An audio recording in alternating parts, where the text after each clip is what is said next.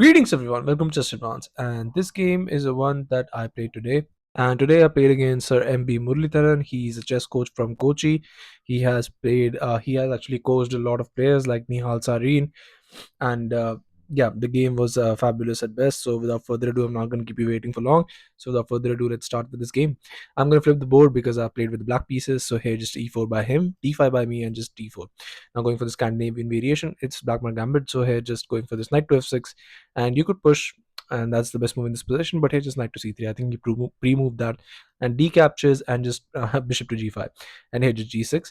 And actually I played this game against him before, and he normally likes to go for this bishop captures, and I had something in store for him this time because bishop captures, e captures, and just going for this knight captures, but just bishop g7, and here just c3, just defending that, but now just castles, and now this is a threat, and here just bishop to e2 was played, and here the best move in this position is going for this queen to d5, and here after a move like f3, now you go for this knight to c5, now you go for this f5, and after knight to c5, now you go for this knight to d7, and here queen to b3.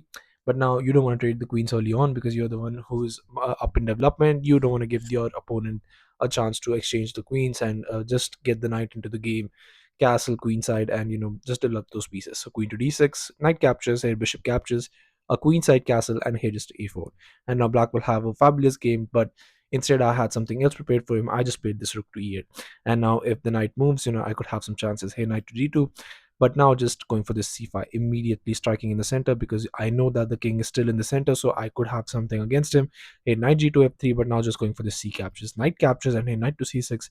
And I think this move was a little bit premature because here that this rook is fabulously placed, queen is fabulously placed. You should go for this knight captures, and here once the pawn captures, now you castle, and it would have been perfectly fine, no issues whatsoever.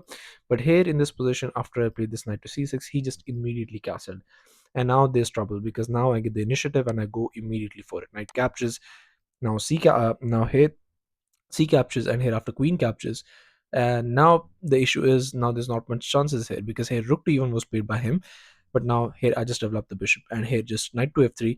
And the best move is you could go for this actually queen captures on b2, and there's not much issue in that. But here after bishop to c4, now you go for this rook captures on e1, and after queen captures, now you play this rook to d8, h3, and now after this bishop back to f8 g4. This bishop absolutely belongs in this diagonal because I mean that just looks monstrous. I mean, just look at this.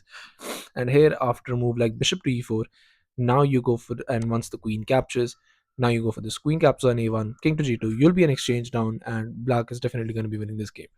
But here, instead of going for all of this, here in this position, I went for a different idea because I wanted to mate him. And here queen to f4 was played by me, and he went for this queen to b3. And here I just played bishop. I just played b6 because I didn't want him to just get in here and try and start an attack. But after bishop to d3, now I played this bishop to e6 because I wanted to remaneuver that bishop. And now once the queen moved, now I could play this bishop to f8. And the position was even now. The position was completely winning. I could have gone for this rook captures, and after rook captures, bishop to e6, queen to a3, bishop to f8, queen to a6, rook to d8, and now after bishop to f1, now you play a move like bishop to b4, attacking the rook. And now once the rook moves, now you go for this bishop to c5, attacking the rook once again. And if the rook moves again, now you play this g5, just pushing this, getting this bishop up, and both of these bishops are going to annihilate white in this position. But here instead I had something else. Bishop to e6, queen moved, and here bishop to f8, queen moved again, and just bishop to d5. And now you can see that there are a lot of troubles for white, and you can see even with the bar, I mean, this is just impossible position to defend against. And I absolutely don't know why, but in this position he played this bishop to c4, which just completely blunders the game. Because for instance, I can just capture this piece, this is a free piece, but instead I had something else prepared, and I told you I wanted to mate him, so I went for this bishop captures on f3, and it just completely works because here, uh, even in this position I could also go for this rook captures, and now go for this queen captures, and I'm a piece up. It's a completely winning position.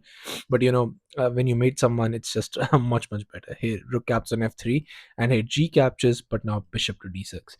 And now this is just impossible. The only thing that you can do is play this king to f1, and here after queen captures, you play this bishop captures on f7, king captures, queen to b7 check, king to f8, and here just rook captures, and here f4, just guarding that square. But now just queen to h3 check, queen to g2, queen captures, king captures, and here Once the bishop moves, I mean, black is completely winning in this position. But here, after bishop to d6, for some reason he played this queen to b7, and here it's just completely over because here the king moves, and our rook is guarding this file. So here I played the only move, queen to h1, and I got this spectacular victory in just 23 moves against a FIDE master. So yeah, thank you all for watching. I'll be coming back with such games like this, so stay tuned for that, and I'll be seeing you guys very soon. Thank you all.